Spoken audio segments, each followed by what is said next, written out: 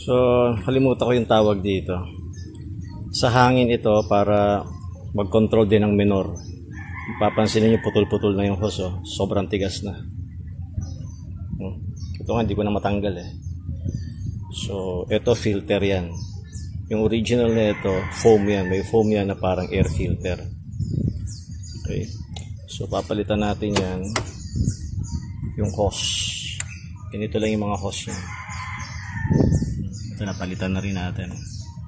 So, pag ito singaw, maglolo ko talaga minor mo. So, pag nag-aircon ako, bumabagsak. So, ito yung mga isa sa mga dahilan. Palitan na yung hose. Ito yung pag minamalas ka sa sobrang lutong. Okay. Pati ito naputol na. Wala na. Useless. Pwede pa naman, pero i-glue. Pero wag na, palitan na talaga. Mura lang to. Kahit sa mga surplus na ito, mura lang yan. Actually, umaandar tong sasakyan ng walang hose. So, dinadaya ko na lang dito sa RPM. Tinataas ko lang ng konti. Yun nga lang, siyempre, fuel consumption mo, magbabago din. Dahil tinaasa mo ng minor dito eh. Na isa dapat ito magko-control. So, pwede pa naman to.